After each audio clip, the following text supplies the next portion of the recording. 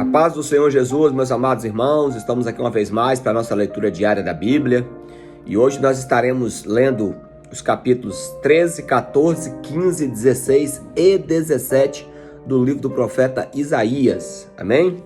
Iniciando aí o mês de agosto com nossas leituras diárias da Bíblia. Vamos lá então? Capítulo 13. Sentença que numa visão recebeu Isaías, filho de Amós, contra a Babilônia. Alçai um estandarte sobre o monte escalvado, levantai a voz para eles, acenai com a mão para que entrem pelas portas dos tiranos. Eu dei ordens aos meus consagrados, sim, chamei os meus valentes para executarem a minha ira, aos que com exultação se orgulham. Já se ouve sobre os montes um rumor como de muito povo, clamor dos reinos e das nações, e as nações já congregados. O Senhor dos exércitos passa revistas às tropas de guerra. Já vem de um país remoto, desde a extremidade do céu, o Senhor e os instrumentos da sua indignação para destruir toda a terra.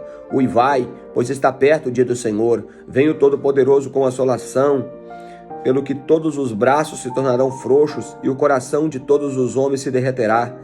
Assombrar-se-ão e apoderar-se-ão deles dores e ais, e terão contorções como mulher paturente, ou seja, mulher na hora do parto, né? Olharão atônitos um para os outros, e o seu rosto se tornará como o rosto flamejante. Eis que vem o dia do Senhor cruel, com ira ardente e furor, para converter a terra em assolação e dela destruir os pecadores, porque as estrelas e as constelações do céu não darão a sua luz, o sol logo ao nascer se escurecerá e a lua não fará resplandecer a sua luz. Castigarei o mundo por causa da a maldade dos perversos e por causa da iniquidade. Farei cessar a arrogância dos atrevidos e abaterei a soberba dos violentos. Farei com que os homens sejam mais escassos do que o ouro puro, mais raros do que o ouro de Ofir, porquanto farei estremecer os céus e a terra será sacudida do seu lugar por causa da ira do Senhor dos exércitos e por causa do dia do seu ardente furor. Cada um será como a gazela que foge, do rebanho que ninguém se recolhe. Cada um se voltará para o seu povo e cada um fugirá para a sua terra. Quem for achado será transpassado, e aquele que for apanhado cairá a espada. Suas crianças serão esmagadas perante eles, e a sua casa será saqueada, e a sua mulher violada. Eis que eu despertarei contra eles medo, que não farão caso da prata, nem tampouco desejarão o ouro. Os seus arcos o matarão, os arcos matarão os seus jovens, e não se compadecerão do fruto do ventre, e os seus olhos não pouparão as crianças. Babilônia, joia dos reinos, glória e orgulho dos caldeus, será como Sodoma e Gomorra, quando Deus as transtornou. Nunca jamais será habitada, ninguém morará nela de geração em geração. O arábio não armará ali a sua tenda, e nem tampouco os pastores farão ali deitar os seus rebanhos. Porém, nela as feras do deserto repousarão, e as suas casas se encherão de corujas, e ali habitarão os avestruzes, e os sátiros poralão ali. As hienas uivarão nos seus castelos, os chacais nos seus palácios. De prazer está prestes a chegar o seu tempo, e os seus dias não se prolongarão. O capítulo 14 continua falando sobre a destruição e a queda de Babilônia. Porque o Senhor se compadecerá de Jacó e ainda elegerá Israel e os porá na sua própria terra, e unir-se-ão a eles os estrangeiros, e estes se achegarão à casa de Jacó. Os povos o tomarão e os levarão aos lugares dele, e a casa de Israel possuirá esses povos por servos e servas. Na terra do Senhor cativarão aqueles que os cativaram e dominaram seus opressores. No dia em que Deus vier a dar-te o descanso do teu trabalho, das tuas angústias e a dura servidão com que fizeram servir. Então proferirás esse montejo contra o rei da Babilônia e dirás: como cessou o opressor, como acabou a tirania, quebrou o Senhor a vara dos perversos e o cetro dos dominadores que feriram o povo com furor, com golpes incessantes e com ira dominavam as nações, com perseguição e irreprimível. Já agora descansa e está sossegada toda a terra. Todos exultam de júbilo, até os ciprestes se alegram sobre si, e os cedros do Líbano exclamam: desde que tu caíste, ninguém já sobe contra nós para nos cortar. Além deste profundo, se turba por ti, para te sair ao encontro à tua chegada.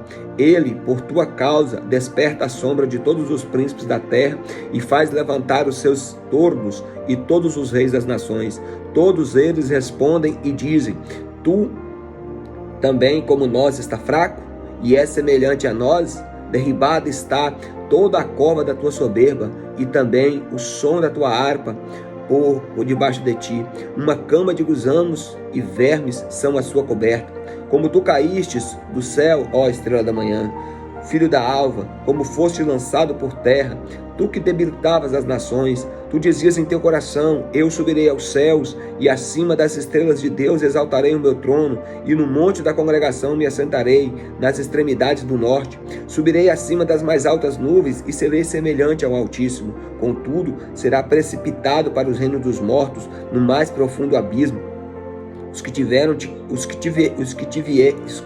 virem te contemplarão e hão de fitar-te e dizer-te: é este o homem que fazia estremecer a terra e tremer os reinos, que punha o mundo como um deserto e assolava suas cidades, que os seus cativos não deixava sair de casa, todos os reis das nações, sim, todos eles jazem com honra, cada um no seu túmulo, mas tu és lançado fora da tua sepultura como um renovo bastardo, coberto de mortos traspassados à espada, cujo cadáver desce a cova e é pisado em pedras.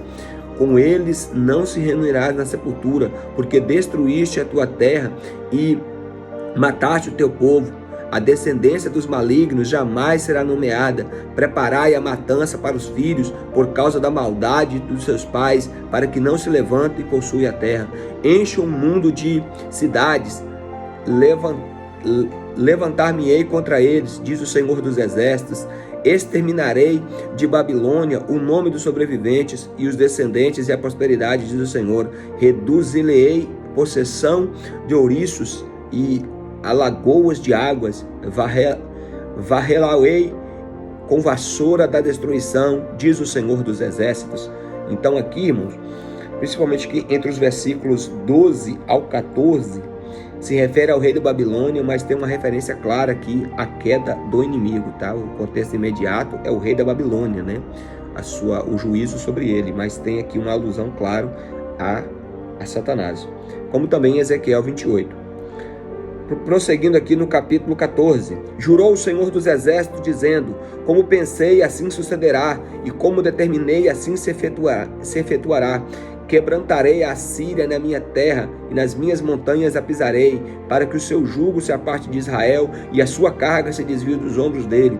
Este é o desígnio que se tornou concernente a toda a terra, e esta é a mão que está estendida sobre todas as nações, porque o Senhor dos Exércitos determinou. Quem, pois, a invalidará? E a sua mão está estendida. Quem, pois, a fará voltar atrás? No ano em que morreu o rei Acaz, foi pronunciada essa sentença: não te alegres tu, toda a Filístia, porque está quebrada a vara que te feria, porque da estirpe da cobra sairá uma áspide, e o seu fruto será como a serpente voadora. Os primogênitos dos pobres serão apacentados, e os necessitados deitarão seguros. Mas farei morrer de fome a tua raiz, e serão destruídos todos os sobreviventes. Uiva, ó porta, grita, ó cidade, tu, ó Filístia toda, treme, porque do norte vem a fumaça, e ninguém há que afaste das fileiras. Que se responderá, pois, os mensageiros dos gentios, que o Senhor fundou a Sião, e nela encontram refúgio os aflitos do seu povo. Então, irmãos, aqui, no final do capítulo 14, nós temos duas profecias, uma contra a Síria e outra contra os filisteus. E no capítulo 15 e 16, nós temos uma profecia contra Moabe, né? Então é Isaías aqui profetizando o juízo contra as nações. Capítulo 15. Sentença contra Moabe. Certamente numa noite foi assolada o ar de Moabe, e ela está destruída. Certamente numa noite foi assolada Kir de Moabe, e ela está destruída. Sabe-se ao templo e a Dibon dos altos para chorar. Nos montes de Nebo e de Nedeba lamenta Moabe. Todas as cabeças tornaram calvas e toda a barba é rapada. Cinge-te os panos de saco nas tuas ruas e nos seus terraços, nas suas praças, andam todos uivando e chorando abundantemente. Tanto Esbom como Eleale andam gritando, até Jaza se ouve a sua voz. Por isso os armados de Moabe clamam, e a sua alma treme dentro dele. O meu coração clama por causa de Moabe, cujos fugitivos vão até Zoar. Novilha de 3 anos vão chorando pela subida de Luite, e no caminho de Oronaim levanta um grito de desespero, porque as águas de Nirim desaparecem, seca-se o pasto e acaba a erva, já não há verdura alguma, pelo que o que pouparam, o que ganharam e depositaram, eles mesmos levam para além das torrentes dos salgueiros, porque o pranto rodeia os limites de Moabe, até Eglaim chega ao seu clamor, e além de Beer-Elim o seu lamento, porque as águas de Dibon estão cheias de sangue, pois ainda acrescentarei a Dimon, leões contra aqueles que escaparam de Moabe e contra os restantes da terra. Capítulo 16 continua a profecia de juízo contra Moabe. Enviai cordeiros ao dominador da terra, desde Sela pelo deserto até o monte da filha de Sião, como pássaro espantado, lançado fora do ninho. Assim são as filhas de Moabe nas vales de Arnon, que dizem: dá conselhos, executa o juízo e faz a tua sombra no pino do meio-dia como na noite. E esconde os desterrados e não descubras os seus fugitivos. Habita entre si os desterrados de Moabe. Serve-lhes de esconderijo contra o destruidor. Quando o homem violento tiver fim, a destruição for desfeita e o opressor deixar a terra, então o trono se firmará com benignidade, e sobre ele, no tabernáculo de Davi, se assentará com fidelidade, e julgue e busque o juízo, e não tarde em fazer justiça. Aqui é uma referência clara, né, irmãos? A vinda do reinado messiânico, né? Temos ouvido a soberba de Moabe, soberba em extremo, e da sua arrogância, o seu orgulho, o seu furor, a sua jactância é vã. Jactância quer dizer vaidade, né? Orgulho, né? Porquanto uivará Moabe, cada um por Moabe, gemereis profundamente abatidos pelas passas de uvas de Kir-Hazeret, porque os campos de Esbom estão murchos, e os senhores das nações talharam as melhores ramos da vinha de Sibma, que se estendem até Jazer e que se perderam no deserto, sarmentos que se estenderam e passaram além do mar, pelo que prantearei como pranto de Jazer na vinha de Sibma, erguer-te-ei com as minhas lágrimas, ó Esbom, ó Elate, pois sobre os teus frutos de verão e sobre a tua vindima caiu já os inimigos, e eia como os de pisadores. Fugiu a alegria e o regozijo do pomar, nas vinhas já não se cantam, nem há júbilo algum, já não se pisarão as uvas nos lagares. Eu fiz cessar o eia dos pisadores, pelo que por Moabe vibra como a harpa o teu íntimo, e o meu coração por Kir-Heres. Vecear como Moabe, se cansa nos altos, e como entra no santuário a orar e nada alcança. Esta é a palavra que o Senhor há muito pronunciou contra Moabe. Agora, pois, o Senhor fala e diz: dentro de 3 anos, tais como os jornaleiros, será envelhecida a glória de Moabe, como toda a sua grande multidão, e o restante será pouco, pequeno e débil. Então aqui, meus irmãos, na profecia nós temos até um tempo determinado para o juízo contra Moabe, né? 3 anos, o que de fato aconteceu, mostrando assim a veracidade da palavra e também o juízo de Deus. O capítulo 17 é profecia contra Damasco e Efraim. Sentença contra Damasco: eis que Damasco deixará de ser uma cidade e será um montão de ruínas. As cidades de Aroé serão abandonadas, hão de ser para os rebanhos, e aí se deitarão sem haver quem as espante. A fortaleza de Efraim desaparecerá, como também o reino de Damasco, e o restante da Síria serão como a glória dos filhos de Israel, diz o Senhor dos Exércitos. Naquele dia a glória de Jacó será apoucada, e a gordura da sua carne desaparecerá. Será que quando o segador ajunta a cana e o trigo com o braço cega as espigas, como se colhe espigas, como se colhe também espigas no vale de Refaíns, mas ainda ficarão alguns rabiscos como sacudida a oliveira, 2 ou 3 azeitonas na ponta dos ramos mais altos, e 4 ou 5 nos ramos mais exteriores, numa árvore frutífera, diz o Senhor, o Deus de Israel. Naquele dia olhará o homem para o seu Criador, e os seus olhos atentarão para o Santo de Israel, e não olhará para os altares, para as obras das suas mãos, nem atentará para os que fazem os seus dedos, nem para os postes ídolos, nem para os altares de incenso. Naquele dia serão as suas cidades fortes como lugares abandonados no bosque, e sobre o cimo das montanhas, os quais outrora foram abandonados ante os filhos de Israel, e haverá assolação, porquanto te esqueces do Deus da tua salvação, e não te lembraste da rocha da tua fortaleza. Ainda que faças plantações formosas e plantares mudas de fora, e no dia em que plantares as fizeres crescer, e na manhã seguinte as fizeres florescer, ainda assim a colheita voará no dia da tribulação e nas dores incuráveis.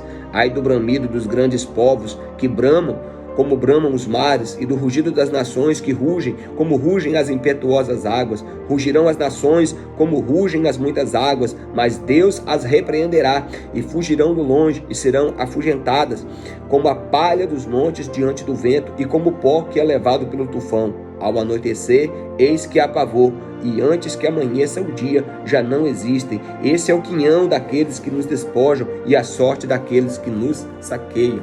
Então, irmãos, Isaías usa uma linguagem poética, tá? Como nós já falamos aqui, para descrever o juízo aqui sobre várias nações, sobre a Babilônia, sobre a Síria, sobre a Filístia, sobre Moabe, sobre Damasco, né, que é a Síria, né, hoje é um país que está numa assolação terrível, e Efraim, que é uma referência, né, um dos cognomes ao reino do norte, tá? Lembrando que Isaías profetizou aqui naquele período do reino dividido, né, o norte sendo Israel e o sul Judá, capital do norte Samaria, capital do sul Jerusalém. Então, aqui Isaías profetizando contra as nações da parte de Deus. Amém? Em primeiro lugar, leia a palavra de Deus.